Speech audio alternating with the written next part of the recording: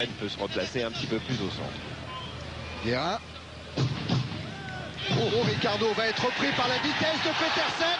Oh là, attention, monsieur Anton sur Ricardo. C'est le carton jaune. Oh, Luis Fernandez, il a cru comme nous à un moment au carton rouge. Et comme les Monégasques dans tous les cas, et comme le public aussi. Alors, Madar en déviation. Ballon récupéré par Djorkaeff sur sa droite, il a Anderson, il va aller provoquer Ricardo dans les dos de Dieng. Il a donné à Anderson qui redonne à Djorkaeff. C'était une action merveilleuse. Rai qui gêne Dimeco, ça profite à Valdo.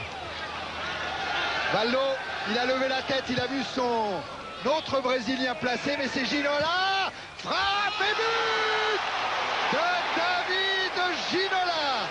Après 31 minutes en première période, but pied gauche. donc quoi, il ne faut pas beaucoup d'action pour aller au but, mais il faut y aller vite. Il faut aller très vite avec cette balle récupérée à 20 mètres du but, frappe du pied gauche, croisée, elle ne peut pas être beaucoup plus croisée. Et Pifto battu. Où on irait faire jouer Monaco moment, parce que pas, bah maintenant sûrement pas, mais même après parce qu'il y a tellement de régions touchées.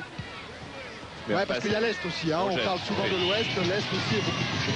Attention à ce centre, Anderson va se précipiter. Il a devancé là-bas pour de la tête inscrire le but de l'égalisation signé Sonny Anderson.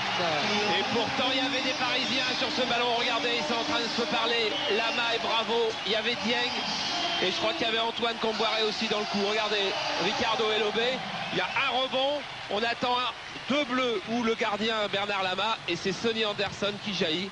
Il avait bien... Devant Blondeau, voilà le duel dont on attendait beaucoup.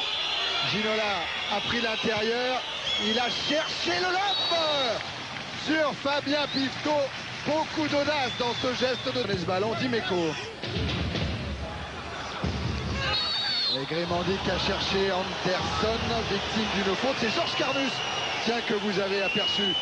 Faute, voilà Georges Carnus. Et si c'est Bravo qui a le carton rouge, oui, c'est Bravo, c'est rouge, parce que c'est rouge, et bien forcément, forcément. Et c'est la deuxième exclusion consécutive de Daniel Bravo après le PSG Nantes.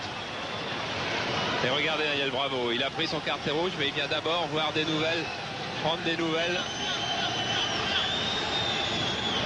Voilà. Et vous savez ce qu'il vient de dire, Daniel Bravo?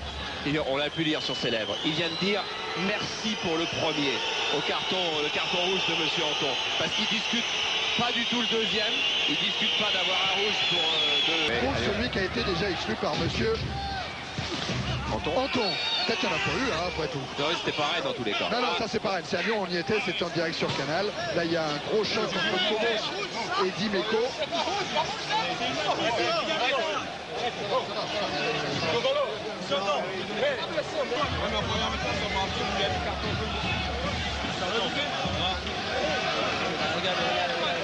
Jouéa, récupération, Grimandi qui ouvre sur Madar, tête à tête entre Madar et Lama. Oh, encore la belle sortie de Lama, mais c'est pas fini, Madar a toujours le ballon.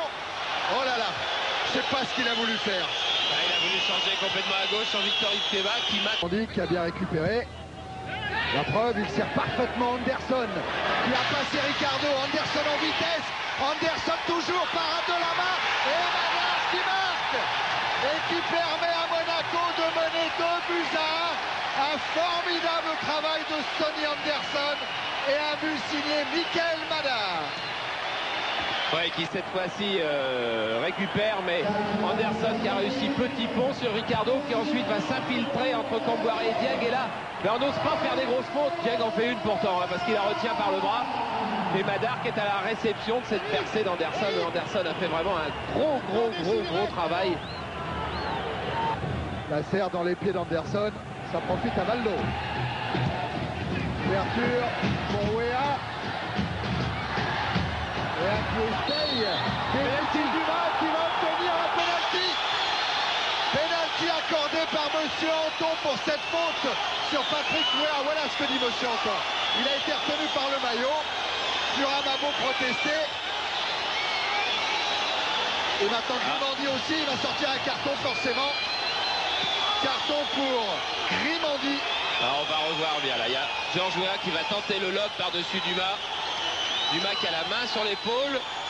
Alors est-ce qu'il tient fort. Il est sorti aussi. C'est Ricardo qui est face à Fabien Pistot. Le Brésilien face au Normand. Et le Normand, le dernier mot. Ou s'il n'y a qu'un bleu, il est un peu en aveugle. Claude Puel, une frappe qui passe tout près de la cage de Bernard Lama. Ah ben, le pied gauche de Puel, il a failli inscrire le troisième but, le pied droit de Puel, le troisième but monégasque.